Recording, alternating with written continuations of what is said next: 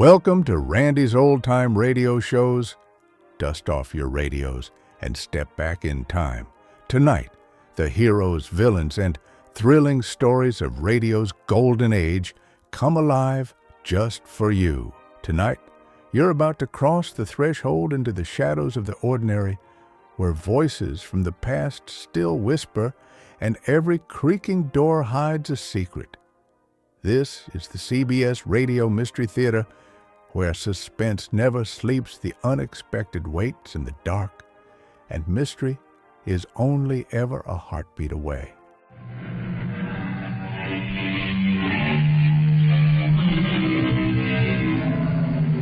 Come in.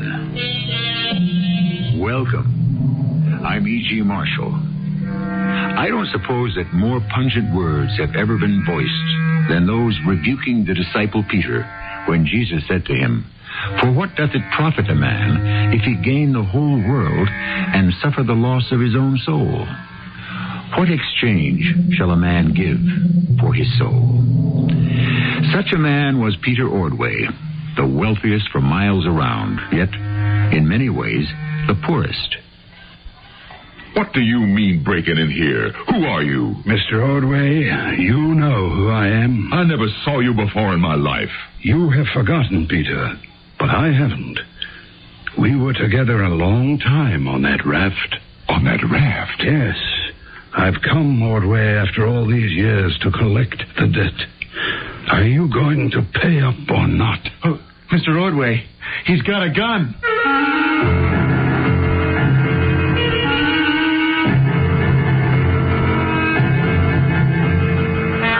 Mystery drama, The Raft, was adapted from a story by Jacques Futrelle, especially for the Mystery Theater by G. Frederick Lewis, and stars Norman Rose and Marion Seldes.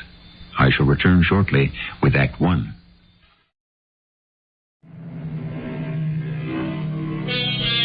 The time, now. The place, Ordway Grove, an estate on the James River surrounded by 1,000 acres of Virginia plantation.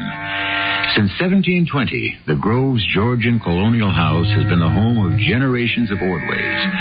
Now the sole survivor is 70-year-old Peter Ordway, much to the regret of those who know him. In other words, to know Peter is not to love him.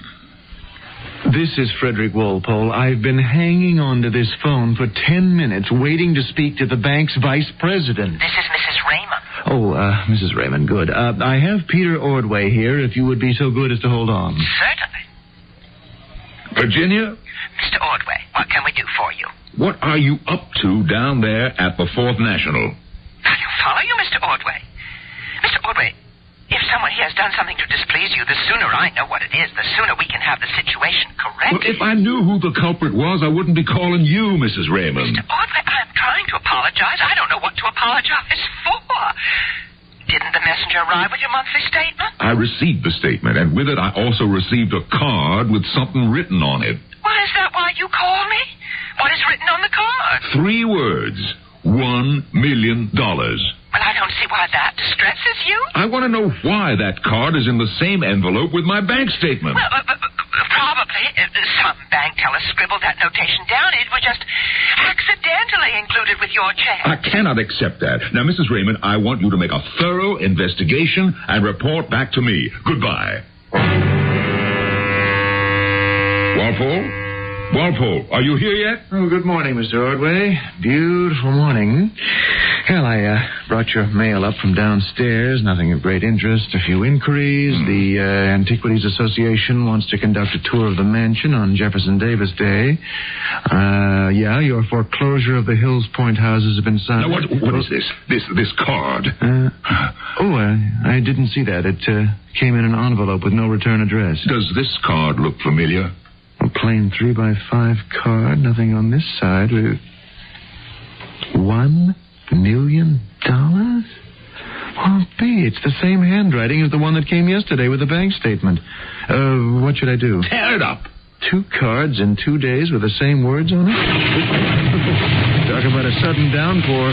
The sun was out 5 minutes ago. Walpole, leave me, will you? We'll attend to the correspondence after lunch. Yes, sir. Shall I have Harper bring you a lunch tray? Well, I'll see how I feel then. Yes, sir. And call that female vice president of the bank and see what she's found out.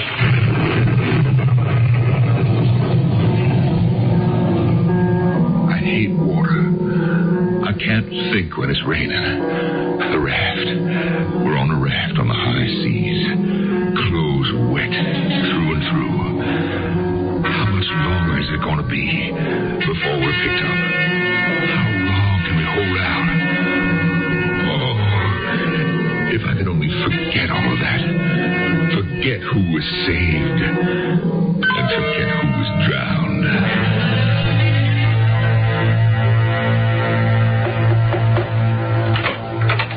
I brought you your lunch, Mr. Ordway. Lunch? Yes. Mr. Walpole said you'd be remaining upstairs. Has it stopped raining? Well, Mr. Ordway, it stopped 2 hours ago. Oh, has it? I must have dozed off. That is because you are staying up too late at night. You are reading too much and writing too much, and it's not good for you. My dear Harper, that is the curse of business. One has to read reports, analyze output, etc.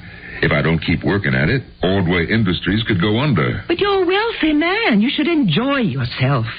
You've worked hard all your life. Now's the time to stop. Enjoy your plantation. Well, on my day off, I take one of my mystery books and I go rowing on the James River. You should try that. Harper, how long have you been housekeeper here at Ordway Grove? Since I was 25. Don't you remember? You've been a good friend to the Grove and the plantation. It's been a good friend to me. Now, put this tray on your desk, and I want you to eat every scrap.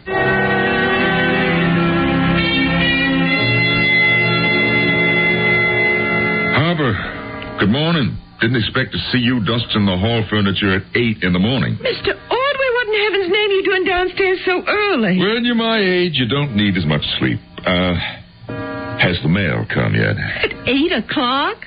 No, there's a new mailman. He takes his time. Why don't you go upstairs? I'll bring you some breakfast. Because I don't wish to. Don't wish to what? Go upstairs. I wish to see the mail when it arrives. You are a stubborn man. Yes, I am stubborn. Harper, why didn't you ever marry a pretty woman like you? Well, I suppose because nobody ever asked me. Besides, if I did marry, who would take care of you? You are more than any single sane person could handle. I suppose I should bring you a cup of coffee right here. Could I persuade you to sit on the bench? What for? Well, then you'll be out of the draft. It's cold this morning. I'll fetch the coffee. Warm you up. Who said anything about being cold? I'm not cold. That's what I told them. Who's cold? I'm not cold. It was freezing on that raft. November, December in the Atlantic. But I wouldn't show fear. I'm an Ordway. The disgusting spectacle of the 6 of them mooning for a cup of hot coffee. All right, one was a woman. But the others, people are such cowards when they're out of their element. 30, 40-foot waves. Not a ship to be seen day and night. Saying they wanted coffee instead of saying their prayers. Here's your cup. Now drink it and give me some peace. Harper, you are the only person in the world I permit to talk to me like that. And where are you going? You know I don't take sugar and cream. I'm picking up the mail just been pushed through the slot. I'll leave it here on the table. No, on second thought, I shan't. I want you to drink that slowly and quietly, and then you may read your mail. You may remove the letters from the envelopes. Since that is Mr. Walpole's job, and your secretary doesn't arrive till 9 o'clock, am I asking too much to expect you to say, please, Mr. Ordway? Please, Harper, would you open my mail? I'm particularly interested if there's a A letter containing a 3x5 card. You finish your coffee. I am perfectly capable of handling the letter opener. Well, this is your lucky day. I can't see why such an ill-tempered gentleman as you should get your wish, but here is your 3x5 card. Mr. Ordway, would you be careful of that china? Give me that card. Oh. You're as white as a sheet. What is it? No, I'm all right. I'm all right. Mr. Walpole, you arrived just in the nick. Mr. Ordway isn't well. I'm going to get him some water. Oh, what is it, sir? It's another one. Another one of the same. Why, that's 3 in 3 days. What does it mean? $1 million for what? For whom? Here. Now drink this water down, Mr. Ordway. I told you I hate water. Something to do with that card, Mr. Walpole. May I see it? 1 million. What do you suppose that means? It's the same handwriting as yesterday's, and the day before that. And the one slipped into my bank statement. And you had no idea what it means? Why, none. Perhaps it's some kind of blackmail. Do you think we should call the police?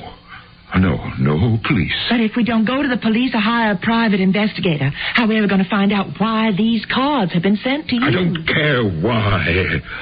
I want to know who sent them. Why, someone's at the front door.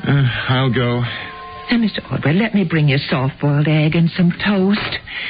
And what do you say to another cup of coffee? Telegram for Mr. Ordway? I'll sign for it. How about it? Yes? Another cup of coffee? No. Now, Harper, you stay here. Here's a telegram for you, sir. Oh, don't stand there. Give it to me. Mr. Ordway! Oh, good Lord, he's fainted. What do we do? Lay him down on the bench. I've got some smelling salts in my apron. I always carry them, especially with him.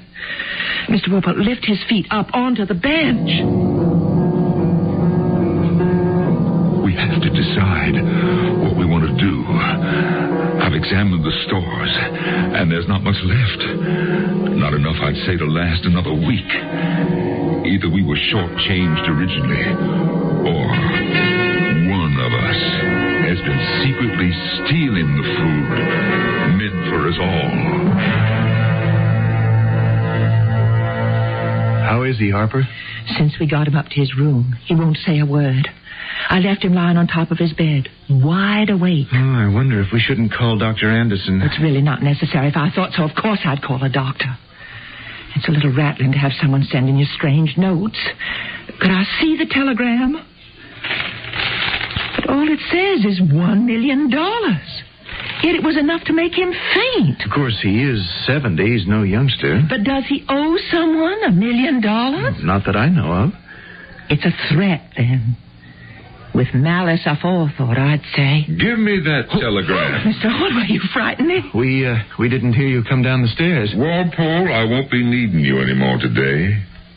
You may have the rest of the day off. Mr. Ordway, anything I can do to help, please, will you call on me? Harper, you are the only one I can trust. Well, whoever's sending you these notes, I think is shameful. Why would anyone wish to send annoying notes to such a wonderful, kind person as you is beyond me. You know, I am an avid reader of crime and mystery books. And as a rule, if someone receives messages or warnings of some kind, they either deserve it or it is a case of mistaken identity. I am completely in the dark about this. However, for the present, I don't wish anyone to do anything about this. Now, I'm going upstairs to rest. I'll answer. This is no time for you to be taking business calls. Hello? Hello? That's funny. There is someone at the other end, but they're not saying anything. Yeah, I'll pick up the extension over here. Hello? Ordway? Yes, what do you want? $1 million. Who are you? $1 million.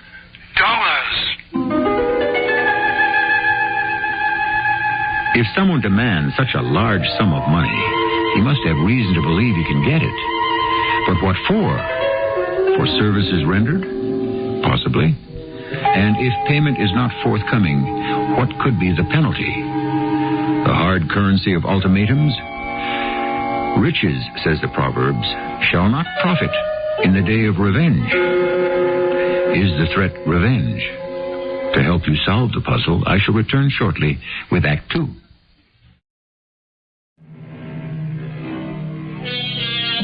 Peter Ordway, on the edge of 70, and also on the edge of a dilemma.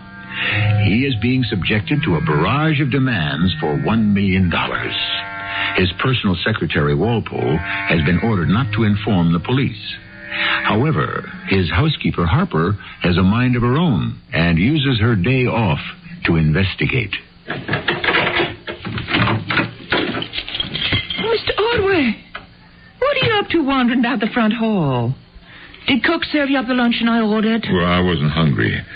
Isn't this your day off, Harper? You're entitled to a full day. It's only 3 o'clock. I had to come back to you and report to you the results of my investigation. Report what? The matter of the telegram. I hoped I might unearth a clue.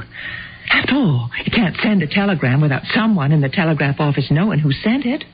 Well, I interviewed a manager in town, checked the records.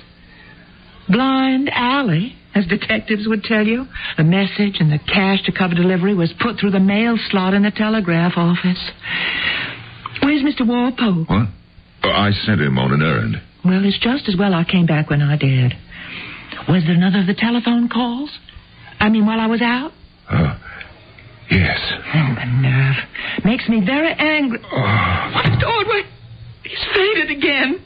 Cook! Oh, Cook! Help me get Mr. Ordway the whole bench. I'm going to call Dr. Anderson. I should have done it yesterday.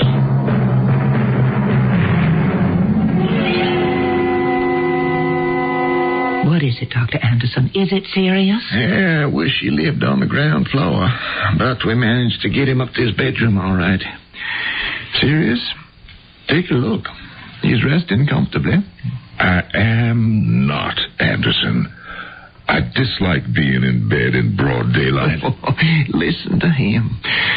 He may have had a slight stroke. I'm not surprised. Every time I see him for a checkup, I tell him the same thing. He doesn't listen. I know what you tell me. Nerves, overwork, no recreation. Well, I've got no time for recreation. My business is... No time, poppycock. You're 70 years old. You and Ordway Industries are worth $50 million. Now, if you want to enjoy any of that money, you need a complete change. Take a cruise, a good long cruise. Get some sea air into your lungs. Instead of this stuffy Georgian mausoleum you live in, hey, take a trip on the water. No. Yes, sea air, an ocean trip. I couldn't, ever. Never again. I'm afraid. We'll never get out of this alive. Only 3 of us on this raft now. Holding on. Night and day. No food left. Hardly any water to drink.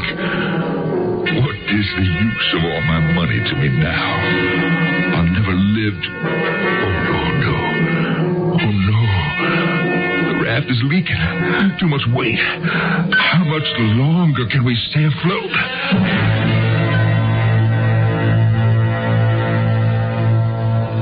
Harper tells me you had a bad afternoon and Dr. Anderson was here. You look all right this evening. Never better, Walpole. Did you bring what I told you? Did you get it? Well, of course I got it. Here are the bullets, and here is the revolver. At 22. All right, Walpole. Dig into that pile of correspondence on the desk. Mr. Ordway, are you loading that revolver? Well, it's not much use to me empty now, is it? Just, don't point it at me. Did you receive any more of those telephone calls? Yes, I did. And I invited the caller to join me here this evening. That person, the one who wants the $1 million? Told him the front door would be unlocked. To walk up 1 flight of stairs to find me. So, that's why you wanted me to buy the revolver. Man's home is his castle. It's his duty to protect himself. Come in, sir. I've been expecting you. Do close the door behind you. You haven't changed much, Ordway. I don't know you. I don't expect you to recognize me. I didn't have white hair and a white beard in those days. Who are you? You know who I am. We were together long enough on that raft. You haven't forgotten. Oh, that raft. I've come to collect the debt, Ordway. You received my little reminders, didn't you? Those cards. And the telegram. Sir, whoever you are... Walpole, pay no attention to the man and he'll go away.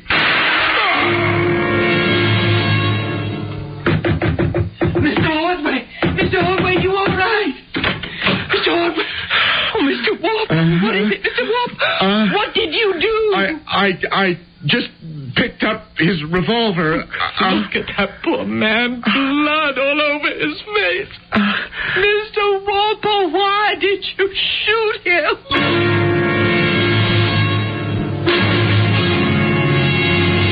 Mr. Walpole, my name is Detective Gower. You're not under arrest. We've merely asked you to come down to headquarters to make a formal affidavit as a witness to the crime. Would you please begin? Yes. My name is Frederick Walpole. I'm 48 years old. I've been in Mr. Ordway's employ for about 30 years. I went to his house at 9 o'clock this evening to take dictation, and at his request to bring a revolver and a box of bullets he asked me to buy. He sat behind his desk, loading the revolver, and I sat facing him across the desk. I heard the door open behind me. I thought it was Harper, his housekeeper, and then I turned around. Who was standing in the door? A man. He seemed pretty old. He had a white beard, white hair. His face was ruddy, like a sailor or someone who lived outdoors. Anything else you can remember? Yeah, he had a cane. He was leaning on it. Can you remember what was said? Well, first, Mr. Ordway said, "Who are you?" You know me all right. We were together long enough on that craft. He said either craft or raft. I'm not sure which. I've come for the reward you promised me. $1 million. Then, suddenly, Mr. Ordway fired his revolver. Now, the man must have fired at the same moment because I only heard one shot and Mr. Ordway fell over. The man disappeared. Mr. Ordway had fallen in back of his desk. Dead.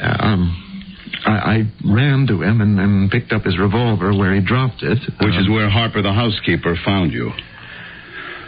All right, that'll do for now, Mr. Walpole. You mean I can go? Yes, you may, but please don't leave the city. We'll be back to you again.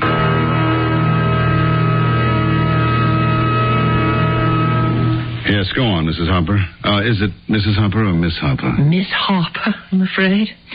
After hearing the shot, I ran upstairs to Mr. Ordway's floor where he has his office and bedroom. I banged on the door and went in. And then what did you do? I saw Mr. Walpole holding a pistol and standing over the late Mr. Ordway, who was bleeding on the floor. I ran out of the room, called the police and Dr. Anderson. Is there only one door leading in and out of that room? No, there are several. The main one is from the stairs, another one to the office, to his bedroom, and another to the private sitting room. So it was through one of the other doors that the assailant could have escaped and not been seen by you. Did you notice whether the other doors were open or shut? No, I didn't. All I could do was run downstairs, call the police and the doctor. Who did you call first? I called Dr. Anderson first, hoping that Mr. Ordway's life could be saved. Please continue, Dr. Anderson. Yes, Mr. Ordway had been dead about half an hour when I arrived. The police were already there. For your information, we've recovered 2 unexpended cartridges, .22 caliber, 1 copper-jacketed slug. Well, is there anything further you wish from me at this time, Mr. Gower? Thank you, no. But I would like your full report as soon as you can have it ready.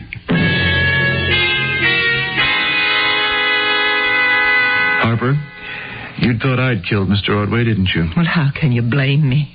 When I found the smoking gun in your hand, it looked like a quick hit. I'd only picked it up from the floor where it fell. The man who shot Mr. Ordway had disappeared. Oh, it's too horrible. Poor Mr. Ordway lying in the morgue, being examined by forensics. Or is it ballistics? Or when are they going to bury him? Well, as soon as the police release him. Oh, I hope they hurry. Until he's safely in the ground, we can't have the reading of the will. You know a lot about this, don't you? Well, I've never attended a reading of the will, but I am longing to do it because we mystery buffs, we know that if the murderer is a relative or a friend, he may have the most to gain from the will. Or thinks he has. I certainly want to be there to watch, because there's no telling how people will betray themselves. I'd be very surprised if the man who shot Mr. Ordway was a friend or a relative. Well, I'm off. And Frederick. Frederick? For 22 years you've called me Mr. Walpole. If you'd like to, why don't you move into the house? There are plenty of guest rooms. And you could work here as much as you wanted to. Detective Gower, I think I may be of assistance to you in solving the Peter Ordway case. Well, that's very nice of you, Miss Harper. But you know we've docketed the murder as committed by a person or persons unknown. He's known, all right. And I know him. It is Frederick Walpole. It's just as plain as the nose on my face. I've invited him to stay in the house so I could keep my eye on him. And I'll bet you there was no white-haired, white-bearded, ruddy-faced man with one leg. Did he tell you that? No, as a matter of fact, he'd forgotten to, but he called me about it, which made it easier for us to check the hospitals. Such a man did present himself to the Jamestown Hospital to have a bullet removed from his shoulder. We're checking to see whether it matches either the bullet removed from Mr. Ordway's body or the gun that Mr. Walpole picked up. So you still believe Mr. Walpole is innocent? Well, let us just say that so far we haven't seen any evidence of his guilt. Are you coming to the will reading? I don't think so. That is entirely a family matter. Miss Harper, may I give you a bit of advice? Yeah? Don't stick your nose where it doesn't belong.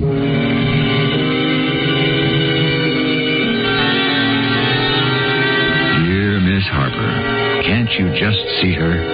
Devoted, carrying the torch for her employer, Peter Ordway. And now that he is dead, she will, in the tradition of Hercule Poirot, Nero Wolfe, and Jane Marple, do her utmost to bring the guilty to justice. Willy-nilly, I shall return shortly with Act 3.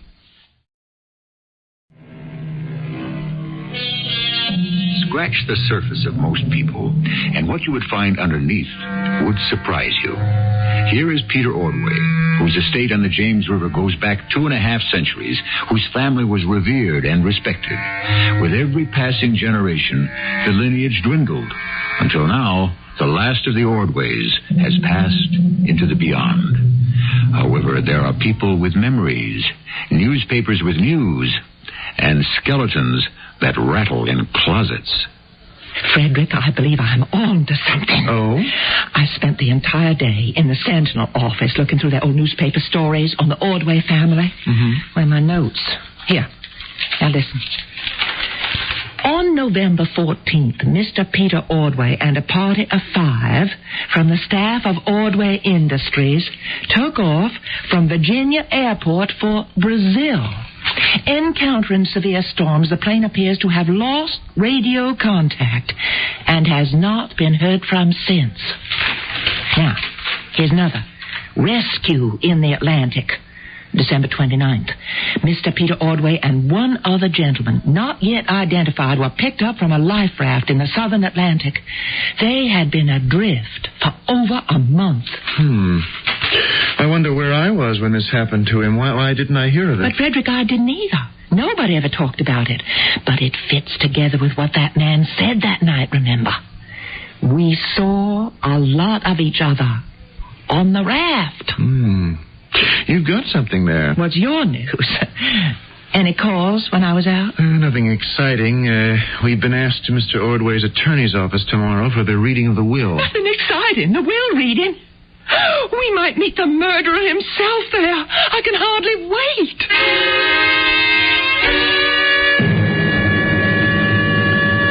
Well, look who's here.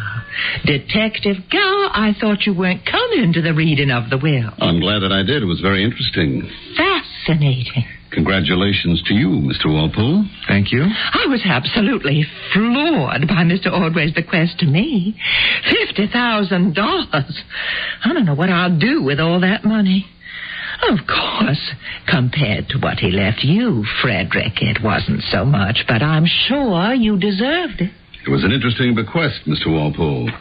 An unconditional gift to you for your loyal service of $1 million. Well, it was news to me. I'm still in a state of shock. Then you won't take this news too hard. You're under arrest. You're arresting Frederick? On suspicion of the murder of Peter Ordway.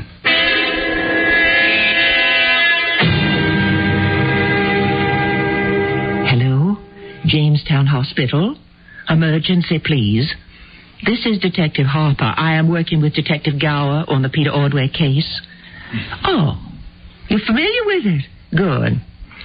Now, one of our men jotted down the address of that one-legged man with a white beard and white hair who came to emergency the night of the 15th to have a bullet removed. You handed the bullet over to ballistics. Would you please check on the address he put on the ledger? Oh, hold on, thank you. Got it? Fine, I'll take it down. Holderby, Benjamin, 144 Steamboat Road. And a telephone given? Okay, we'll check into it.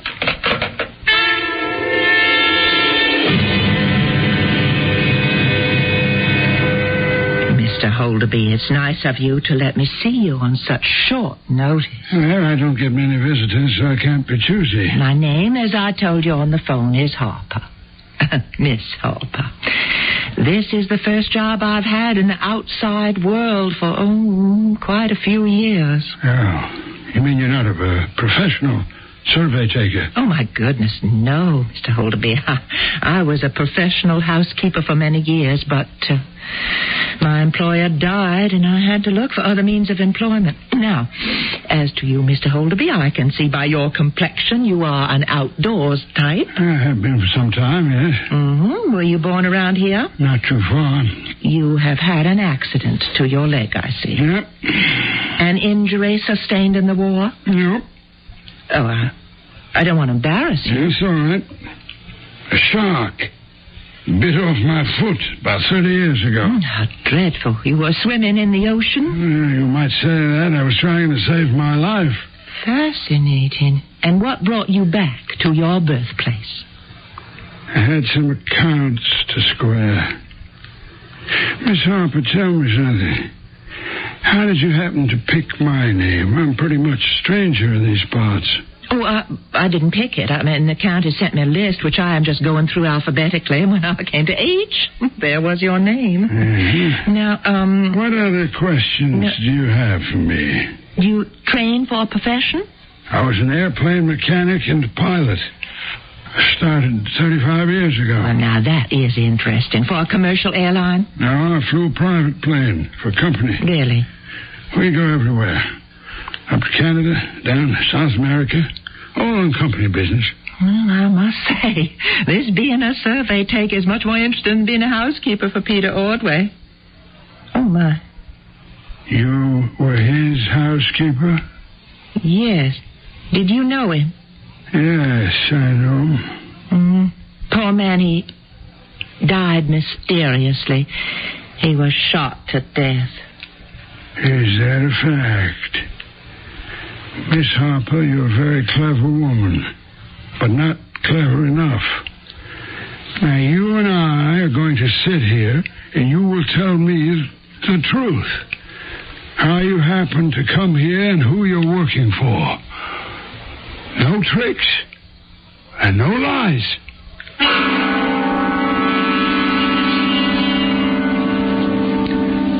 Mr. Walpole, I want you to tell me why you pretended the $1 million bequest was such a surprise to you. You don't believe I was surprised, Detective Gower? I know you weren't. I can only assume that you were paid for services rendered sometime during Mr. Ordway's life. All right. I'll tell you. But I am in no way confessing to anything. 30 years ago, I was 18. I had a small job with Ordway Industries in the contract department. Peter Ordway had planned a trip in the company plane to Rio to finalize a contract. At the last moment, the head of the department took sick, so I took his place. What time of year was this? Winter, November, not the best flying weather. We took off from Virginia Airport, Mr. Ordway, myself, bilingual secretary, 2 officials from the International Division, and the pilot. Somewhere over the Atlantic, the motors conked out, and we had to ditch the plane in the ocean. We all got into an inflatable raft and hung on for dear life.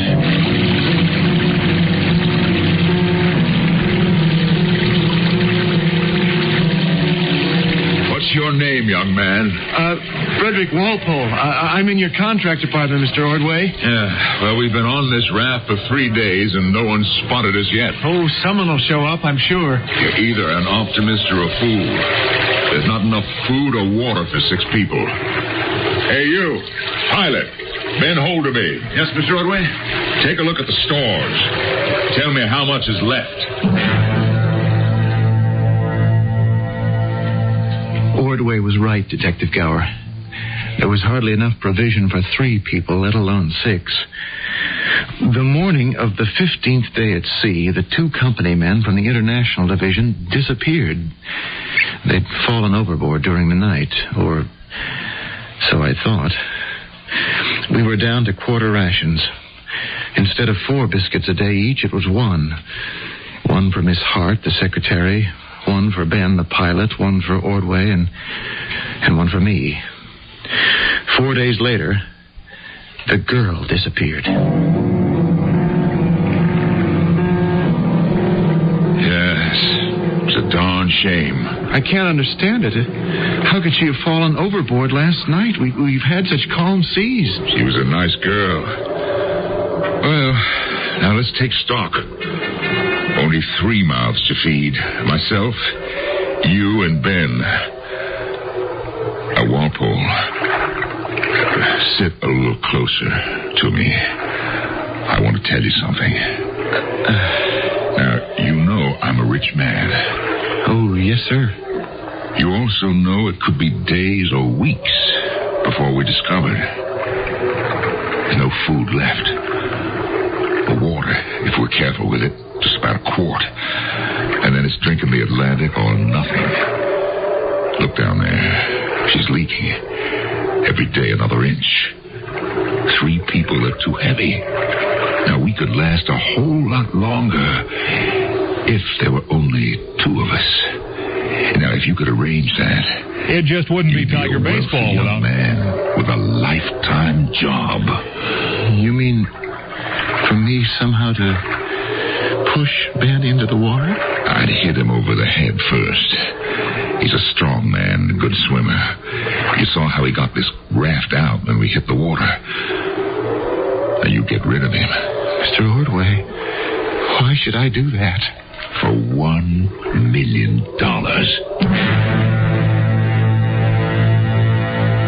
Mr. Walpole, if you're telling me the truth... I am, Detective Gower. Then someone else knew of Ordway's plan to buy death for $1 million. The man who you claim shot him that night. Did you recognize him? White hair, white beard, 1 leg and a stump? No, I never saw him before in my life. Are you sure? People change, you know, and this was 30 years ago. No, sir, I did not know him. Walpole, for the present, I'm booking you. At least I'll know where to find you.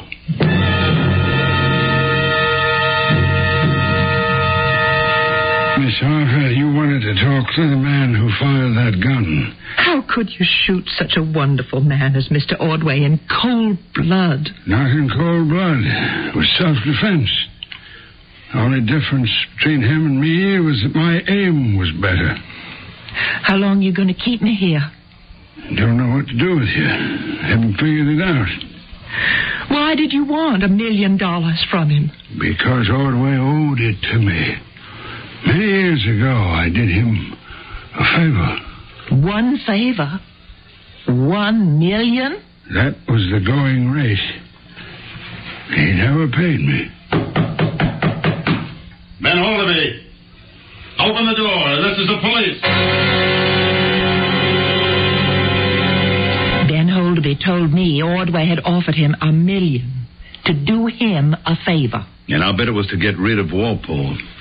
Just as he offered Walpole $1 million to get rid of Ben. Yet both men are still alive.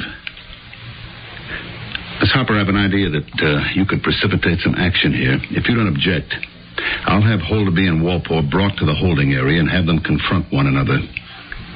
Then I wouldn't be surprised if we didn't get to the bottom of this.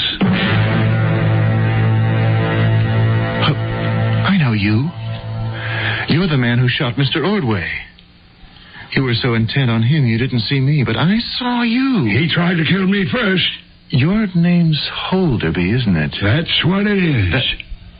That voice. Where did we meet before? You met 30 years ago. Ben piloted the plane you and Mr. Ordway were on, Frederick. The one that went down. Frederick? You were that kid who worked for the company. Yes. I thought you were dead. I thought you were dead. I came to collect because Ordway promised me $1 million to get rid of you. Because 3 guys couldn't survive in that leaky raft without food. Well, he said the same to me. But that night I heaved you as far into the sea as I could. I never saw you again. I swam back under the raft, held on, and waited until you were asleep. Then I hit you with everything I had and dumped you overboard. I never thought you'd make it. I almost didn't. I saw those black fins heading for me. I thought it was all over. Sharks started snapping at me. Thank the Lord, a fisherman pulled me out before too much damage was done. And what about you? Well, 2 days later, Ordway and I were rescued. I know it sounds crazy, but I'm sure glad I didn't kill you. It's been on my mind for a long time.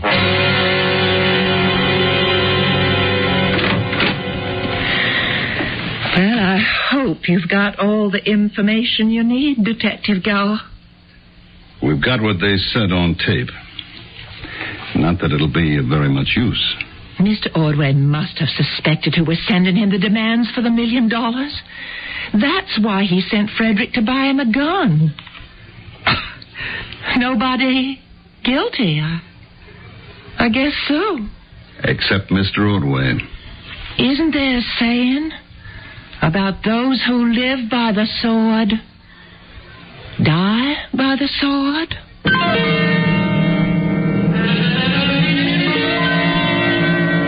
I don't happen to be one of those who believe the love of money is the root of all evil. It can be the root of good as well. Used judiciously, it can bring security, satisfaction, and reward. Misused, it can cause death, as it did in the story of 2 men who were bribed to kill. In the end, the man who tempted them lost the very life he tried to preserve, his own. I shall return shortly.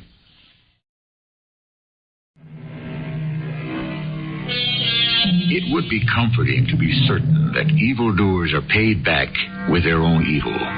But it doesn't always work that way. So let me pass along my motto for peace and longevity. Do unto others as if you were the others. Our cast included Norman Rose, Marion Seldes, Russell Horton, and Mandel Kramer. The entire production was under the direction of Hyman Brown. Well, folks, the clock is running out on another episode here at Randy's Old Time Radio Shows. Before we fade to black, remember, Randy spends hours each day scrubbing away the static and polishing every episode to ensure these treasures sound close to what they did decades ago. But it's not always easy or possible. Trying is time-consuming. If you appreciate this channel, and the work being done, consider tossing a few coins in the hat via the links below or that QR code on your screen. Your support is the fuel that keeps these reels spinning. Thanks for stopping by. Keep the dial tuned to the past. Until next time.